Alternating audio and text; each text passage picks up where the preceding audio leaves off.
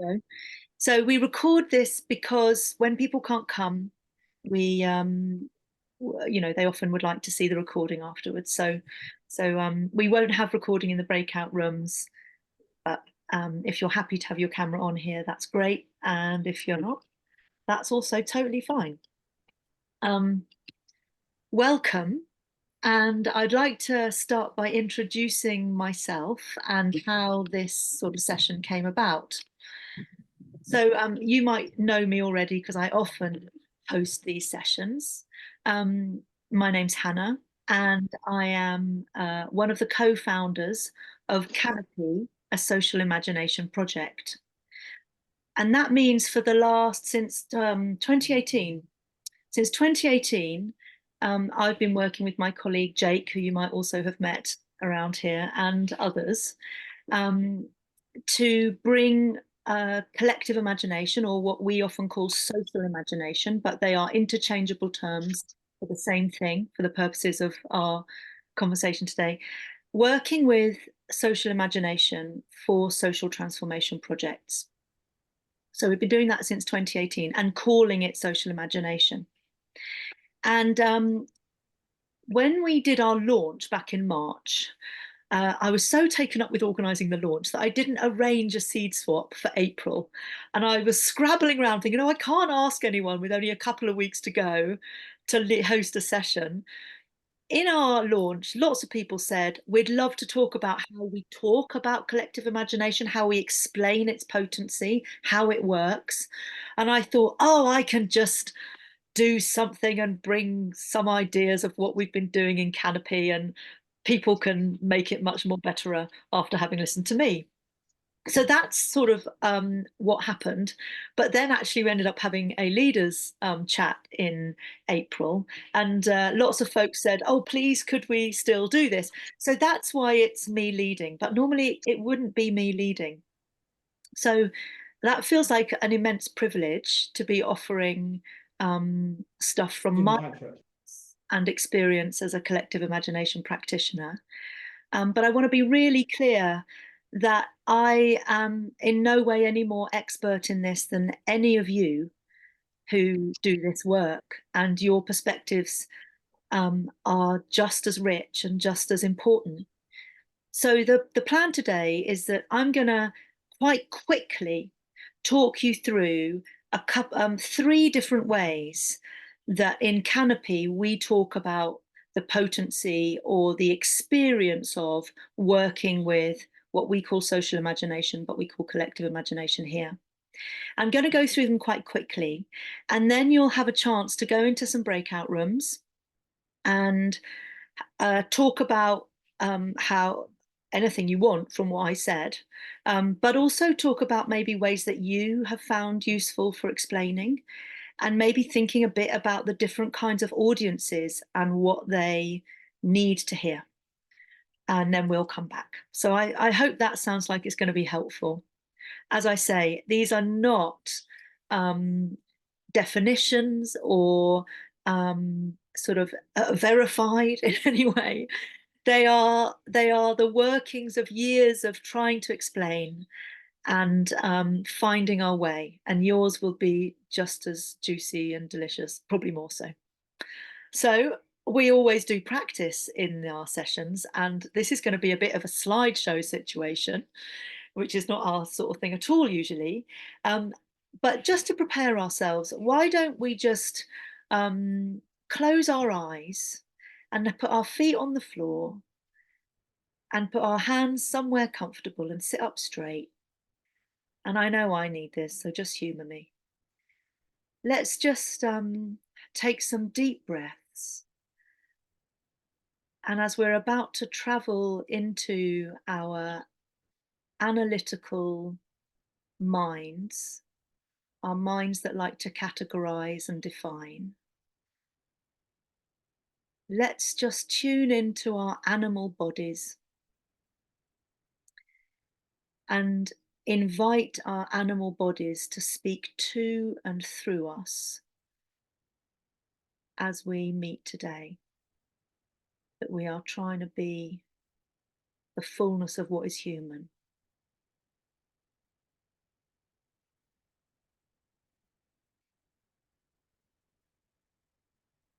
Thank you. All right, slideshow coming up.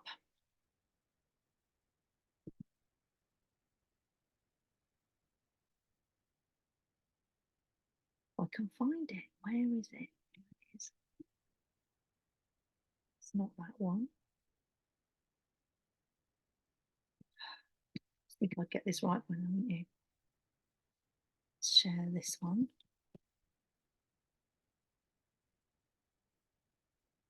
There we go. Lovely. Hopefully you can all see that. Great.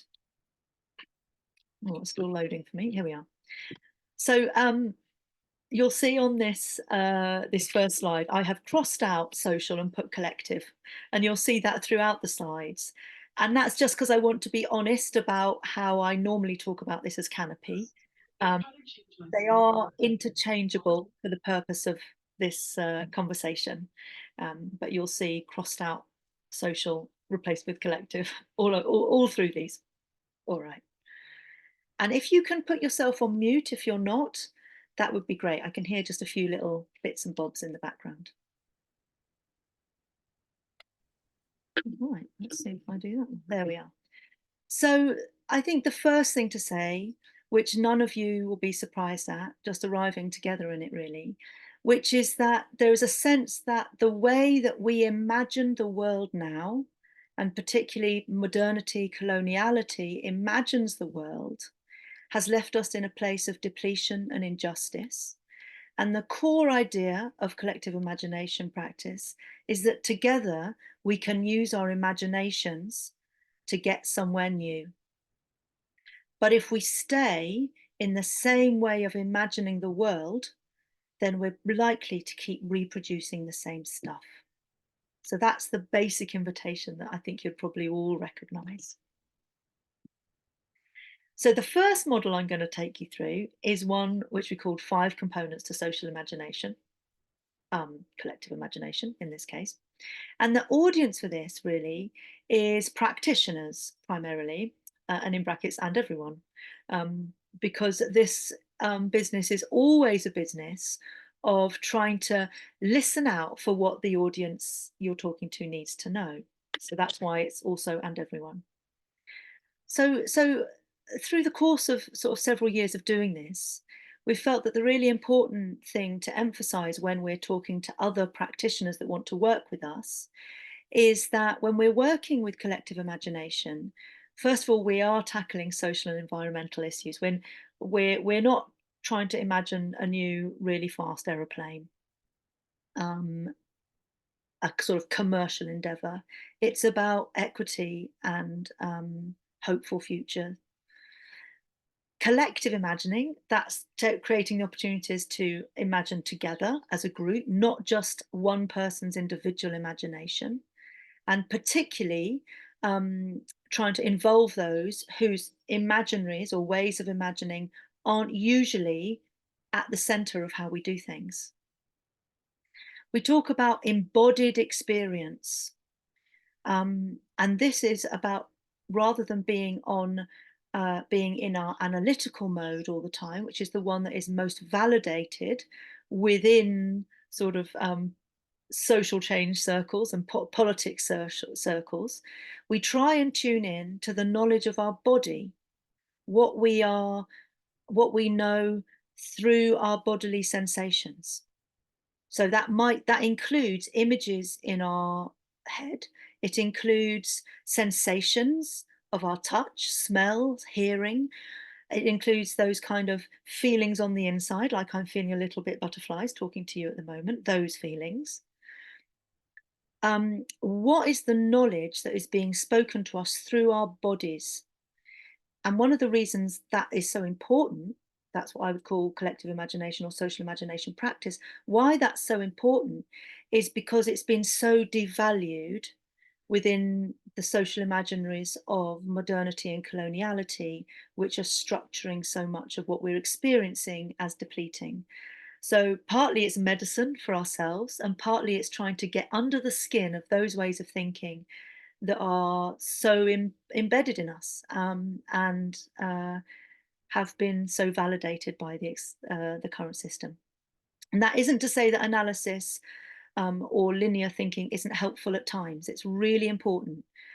But this is how we get under the skin of these things.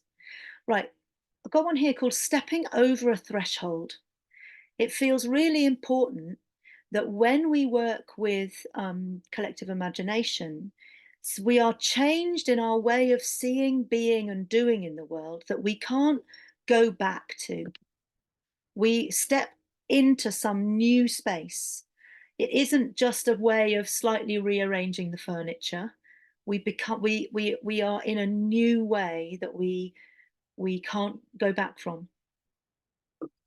And then the last one, which is the one I'm most suspicious of, if I'm honest, I'm always questioning this about whether it's the right one to have here, is maximalist intention, which means that when we do our imagining, we don't want it to have, we want it to have as big an impact as it can in the system structures of our world. So we want to be inviting into the imagining the kinds of people that can change things structurally and systemically. So we're often this kind of work, socially engaged art, can be seen as something to kind of support well-being, to make it more bearable for everybody to live in the current system, right? We're saying, no, we don't want to use imagination for that. We want to use it to change the system. That's what that is talking about. Okay, so that was model number one. Second one I wanted to offer you is the social imagination compass. So the audience who often find this helpful are, once we're working on a project, the colleagues we're working with and the participants that we're working with on that project. We've written up a great big document, and I will give you the links about this one. But this sort of gives you an idea. So the idea is that when we are working with collective imagination, or what we call social imagination, we are constantly, like having a compass in our hand, thinking, what mode do we need to be operating at the moment to be moving across this threshold and into this new space? Do we need to do some doing? Do we need to attend to the ways of doing? Or do we need to think about how we're seeing? Or are we actually having to go even deeper than that, to that ontological level of how our being is, how we are relationally? Is that actually one of the most important things that we need to reimagine? Now, it's always going to be all of them, right? Always going to be all of them in a project. But it's like, as we're going along, we might go, oh, we keep getting stuck on our seeing. We keep getting stuck on the fact that we see things in a way that doesn't allow us to get through. We're seeing things in a way that does not include all the ways that we could possibly see it. So let's do some work on some seeing. Okay, great. Now a little bit more new landscape has arisen. And let's do some doing in that and see what happens. There are things to do with our being that are preventing our doing. And so all the time we're working with these three. And so particularly when I work with leadership, I just did a really interesting project in Essex, a levelling up project in Essex, with the local authority. It was around flourishing lives for children and families on Canopy Island in Essex. And the local authority and also the sort of the community infrastructure, like the charitable sector on Canvey Island, came together to really work on their being and seeing and doing together so that they might be able to serve in a much better way the people of Canvey, because they identified that for the last 20 years they've had the same kind of stuckness, and they go, it must be us, which is wonderful. I mean, that is the invitation we're always looking for. And as leaders, they wanted to explore their doing, being, and seeing using collective imagination practice to reconfigure how they do, be, and see together in order to become nourishing soil to the community. So that is often how we talk about it as we're going along, and we come against stuck things as we're going along. So that's the second framework I wanted to show you. Now, the last one is probably the more complicated to explain, is a forest metaphor. And there's a there's a rather lengthy video that I made with Penny Hay, Professor of Imagination at Bath Spa Uni, which there's a link to it there. I'll put these links in the chat, which if you want to go and understand more, you can go and look at. And you can use any of this, guys, you can use if it's of any use to you in your work. So this tries to offer the kind of systemic perspective, how collective imagination works to change things. At other times in my life, I might have said it's a bit like a theory of change, but it's an awful lot more complicated than a theory of change because the outcomes are so much less defined. In some ways, I'd say it's more like a story of change. And the audience we developed this for was really kind of system leaders. So kind of early on in conversations, maybe with the clients, such as the local authority or NHS, like they want to know, how's it going to change something? You want to come and do this wacky stuff and get people playing with Play-Doh and Lego and, you know, dancing across a community hall. How's that going to help? Right, we've got antisocial behaviour on our estates, and that's what's really our biggest problem. How's your playing around with Play-Doh going to help that? Yeah, being really good question. So this is kind of how we have tried to explain that by using the metaphor of a forest. And within the forest, and actually this is also for each of the huddles that happened last year, I had a kind of intro conversation with the hosts to help them think about how they center collective imagination in the project and make sense of it. And this is what we worked with them. So, of course, a forest has different bits to it. And I recently read, and I think will be reading for the rest of my life, the book Hospicing Modernity.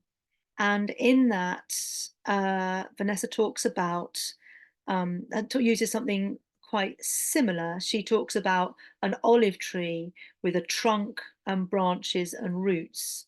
So in a sense, that's sort of a similar kind of perspective. Okay, so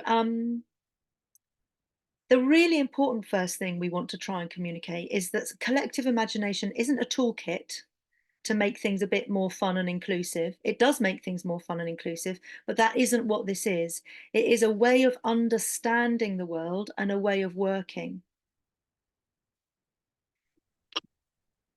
And the way of understanding the world is to understand that the way we imagine the world is what shapes it.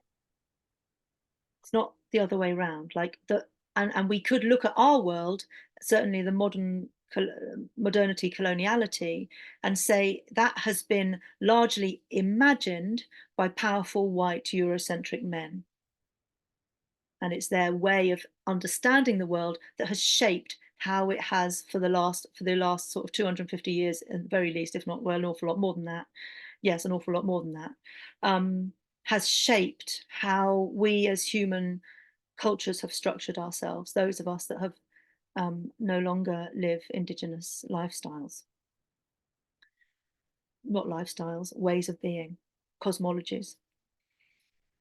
And some people call these paradigms, some people call these worldviews, some people call these mental models.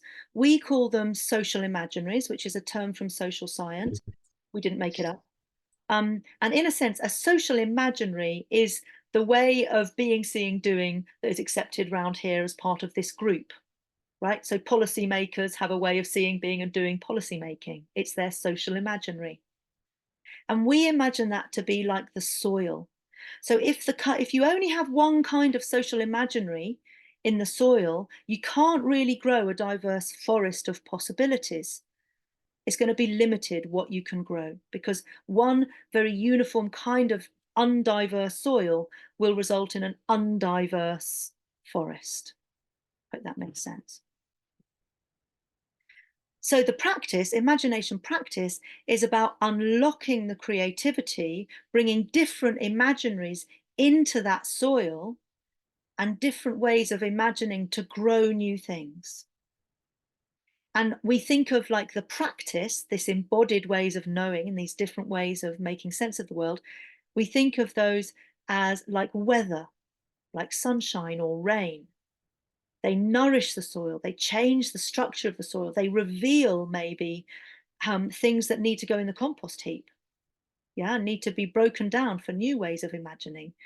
And they diversify that soil, the enabling conditions for things to change.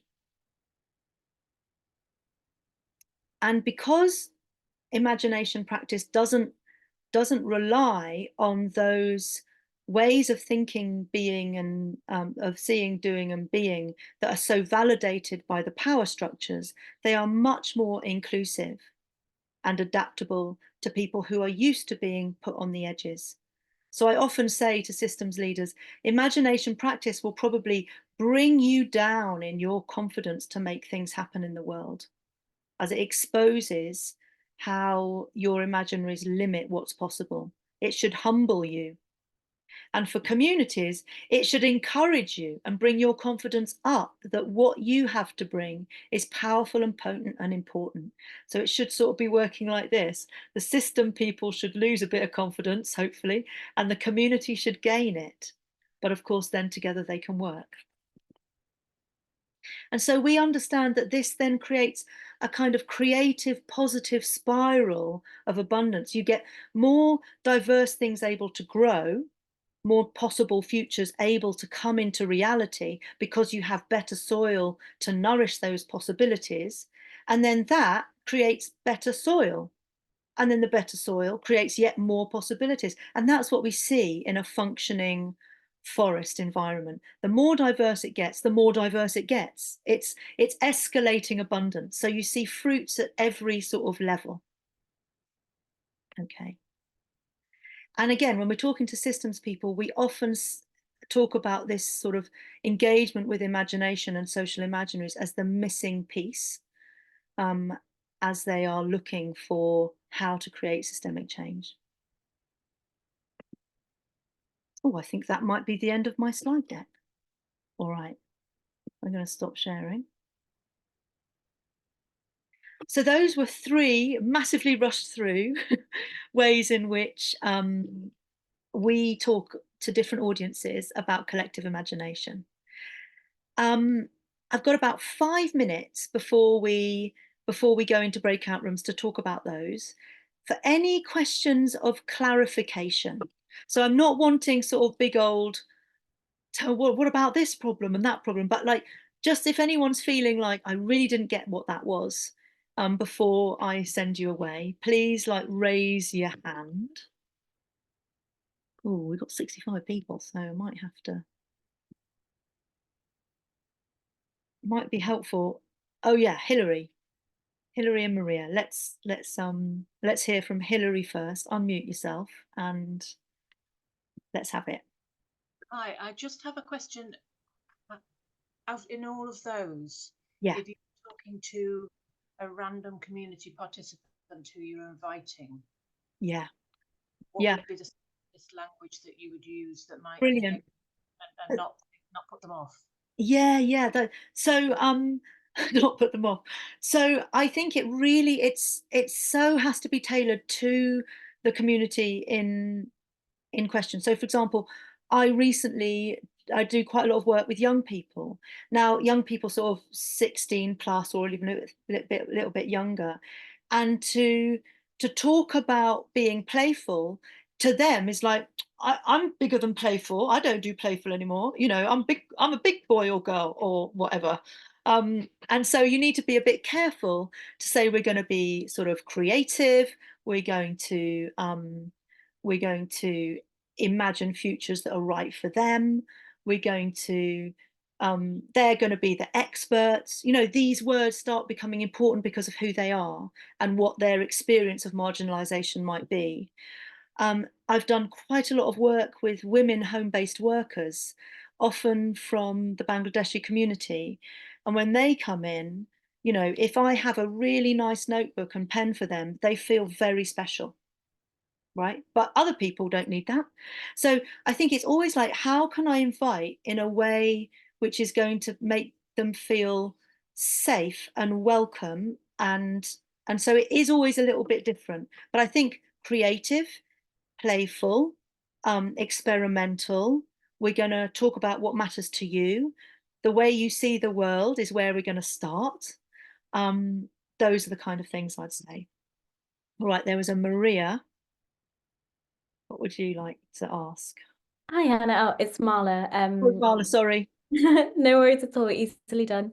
Yeah, thank you so much for everything you've shared. I find it really fascinating and insightful, especially the forest metaphor, and that as a story of change. My question was around the 5 components of social imagination. You mentioned with the maximalist intention that's one Yeah. you didn't use the word grapple with, but one that you find a Yeah. little bit more touching. And I was wondering if you could expand on that a little bit. Oh, I will. So, I think I often work with local authorities and with NHS and with big system leaders. And I honestly, sometimes I wonder if what I'm bringing is the humanizing gloss on the established regime, and whether I'm really actually bringing something that is changing the soil, or actually whether I'm being co-opted into a load of crud I could do without.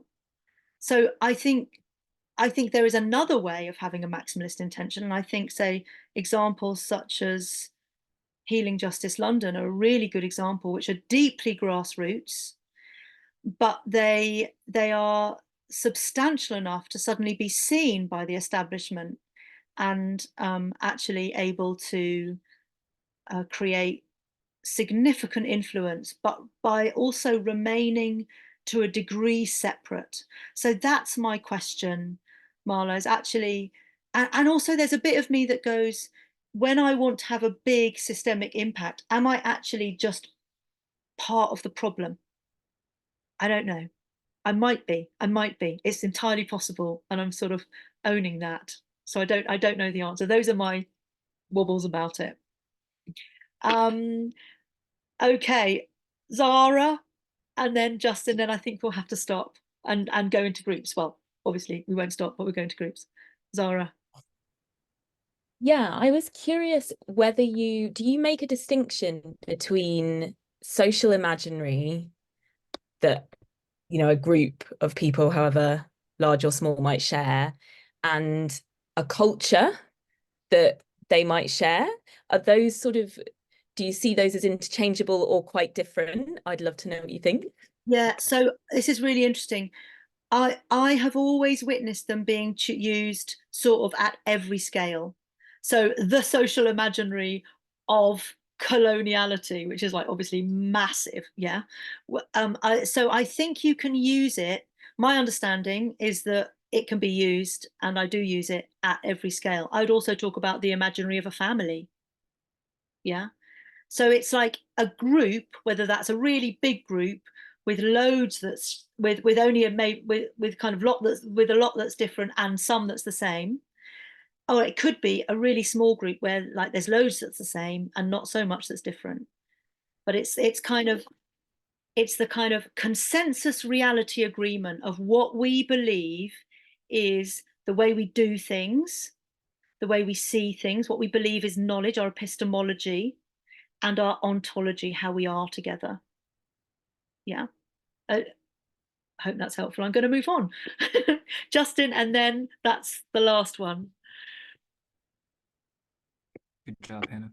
I just wanted to ask you, I wonder why like, why imagining? Like, what does that word or phrase mean to you? Because it feels like it has its own whole kind of cosmology or purpose. And I'm from the US, and so I thought it was really interesting. The government, I think you call authorities. And so the authority going through imagination sounds like such a stark contrast. And I wonder, what does imagining really mean to you, and why that word? That's a wonderful question. So it relates very much to that embodied experiencing I was talking about. So imagination, it's such a big question, Justin. It's so hard to do it justice. I think imagination isn't just make believe. Like lots of people might think, oh, imagination, that means make believe.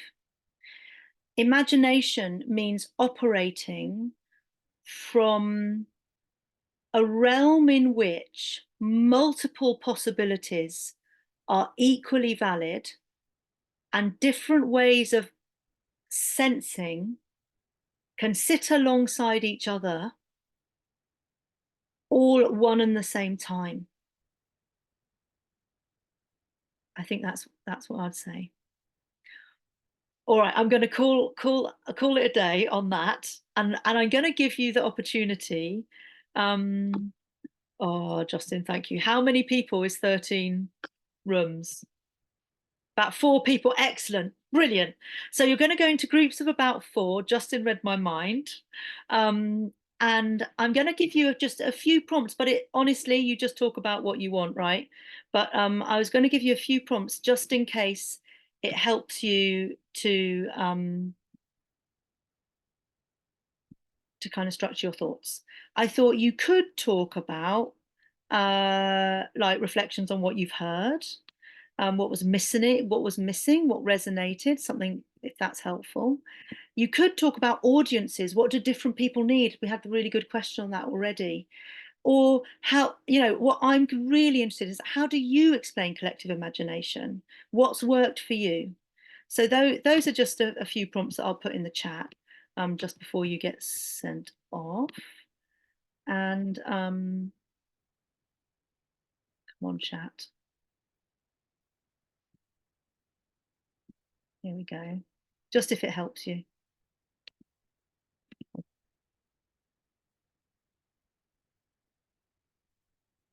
Lovely. Justin, do your work.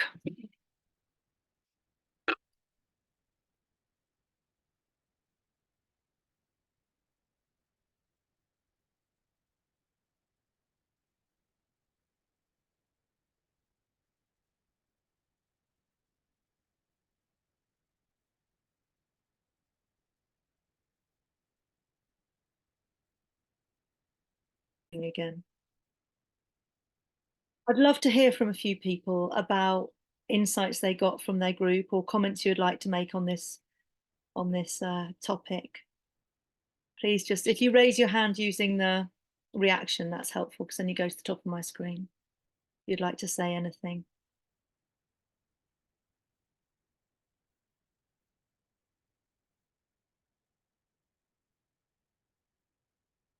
Anybody? Anything they'd like to? Yeah, Justin and Mark. Yeah, I had Cass, Alex, and Christina Mhm. in my room, and they were like 3 just wonderful beings. And although we all had different walks and lines of work, some were like kind of more self-directed, some were more healing approach, some were more kind of social justice, and some were more strategic. It felt like a sense of common care for the world and also an innate kind of care for each other. And it's really special to kind of feel a community or communion happen so quickly. So I think it's something really important about, whether that we have the right, whether the language is our own or we're trying to find our place in it, something about what is here is attractive and bringing in, I think, a very right group of people. I really felt that today. So I was really grateful for my first kind of introduction to this community. So thank you. Oh, thank you, Justin. Yeah, I really recognize that. Mark. Yeah, just very quickly. I mean, one of my concerns about sometimes in these spaces is it's a space where that kind of guru kind of thing is quite sometimes associated with, and I think that's really off-putting for people. And it's how we can really make this stuff as as unguru like and can totally grounded with people is something that's really important to me. And I think for me it's like, yeah, we need that social imagination language to speak to people. Not that we have to change to change the language. We have to nurture the understanding of it. So I found today extremely useful for that. Thank you. Just to say, I put links to those things. So first of all, that slide deck that I showed you, there's a link there to that, and then also to the video and also to the long document about the compass. You're welcome to use any of it if it's useful. Jane, and then Susanna. Thanks, Hannah. Yeah, I guess like when I read the question of what we were discussing today, like how do we talk about this? I guess like there's something in my conditioning that kind of has this like little bit kind of reductive thing. Like so I think I came kind of thinking like, oh, we're looking for a more kind of universal way that we can like all use the same language that everyone can then understand, because I know like when I use collective imagination at the moment, it does take quite a while for somebody to understand what I'm talking about. But having just been in the session and also hearing you, Hannah, talk about like the kind of customization that's needed and how delicate that is in every kind of context with different types of users and participants and stuff, like I kind of now I'm kind of wondering, oh, actually this is more about like just kind of how do we bring visibility to all the multiplicity of all the different kind of languages and approaches and stuff, so that like we can bring some coherence over time as it kind of emerges. That's right. And I think there's a little bit of, you know, defining is a very sort of restrictive way of doing something, and it's more inviting. How do we invite people to experience a bit of it and then know it through their bodies, just like what the practice is as well? Yeah, so there's something very careful about it. Yeah, Susanna. I just wanted to say thank you, Hannah, and it's really interesting to hear the previous couple of people speaking, Jane and Mark. Mark, as someone who like the practice is always, you know, always being grounded, grassroots, and I'm really loving this opportunity to like bathe in this internal language that we can share with each other. And I this second time I've come along now, and I just find it really emotional because I just feel so seen, because I spend so much of my time talking other people's language, particularly with local councils and everyone, to be heard, to like constantly be making the argument in someone else's language for what we do. And so it's just, yeah, I feel like I said in our group, which was amazing to be in, it just feels like a bath. And so thank you so much. Yeah, thanks. It feels like that for me too, Susanna. Thank you. Pedro, and then we'll wrap up. Hola. Hola. I wanted to build on top of what Jane was saying before. I was feeling pretty much the same type of things and thinking, also arriving here with the same kind of intention. But I also wanted to kind of go the other way around, as when we talk about collective imagination to other people, and it's the first time they might hear the term, it's at the same time you have to explain it, but at the same you don't. Just saying it, you almost already know what it is. And sometimes it's more interesting to just go around what people already think and then build on top of that, and just then have, you know, is the right terminology or the right sentence to explain it. Because then also it works better when it's already with what people think or what they are coming from. Yeah, but just that what I wanted to add. That's right. It's like you find the hook that works for them and you go from that. Yeah. So what's the bit that's going to help them go, I can integrate this. Yeah. I'll just add one tiny thing that we were talking on the group before. One of my kids, just because of being around us, and we were talking about, I've been talking with this about with a few people, and he made this play on words with the sentence, teamwork makes the dream work, and he played on it and made the opposite and said, dream work makes the team work. Beautiful. That's beautiful. Thank you, Pedro. Now, I have some announcements to make. I don't normally have announcements, but today I have announcements. I put a couple of links in the chat just which connect to them. So the first one is about our next seed swap, which will be Thursday, the 13th of June, and it will be from the Our Hopeful Climate Futures Huddle. I'm guessing at 3 o'clock. So that will come into your calendars, and I'll send out on the email and yada yada. So that will be Learning from the Huddle, our hopeful climate futures. And one of those links is to a blog they wrote about their huddle, which you may be interested in. And then another thing we've got coming up, particularly of interest maybe to this group, is on the 20th of June, Ruth Potts and Ruth is here, you give a little wave, yes, on page 1. Ruth Potts and I will be running a smaller group session, and I'm sure there will be others here that will also be invited to that, which is kind of looking at collective imagination and its impact, its kind of impact in the world. So build on this conversation. Now it's a limited number of spaces, so I'll be putting out an application for people that would like to attend that. We'll have some academics, and we'll have maybe about 12 people from the community, but it's going to be a discrete group. And then the last thing, the big razzmatazz jazz hands thing, is that today we have launched our 3 huddles for the year. And they will be looking at collective imagination in government contexts. So if you want to apply for one of those huddles, again, the link is in the chat. That will give you an overview of what they are, and then there's a little blog for each of them, so you can really get stuck in, and you can make an application. And Zara, do you know what the deadline for the application is? No. Oh, I think it's in about 2.5 weeks or 3 weeks. In about 2.5 or 3 weeks. So check that out, because we should have known that. And it's been wonderful to hang out with you. And I only wish I could have been in every single group, and I just had to be in the boring waiting room in case somebody fell out of a group and needed putting back in. But thank you so much for your wholehearted showing up as ever. And really look forward to looking on the Jamboard. Take care. Thank you so Thanks, much. Hannah. Bye, everyone. Thank you, Hannah.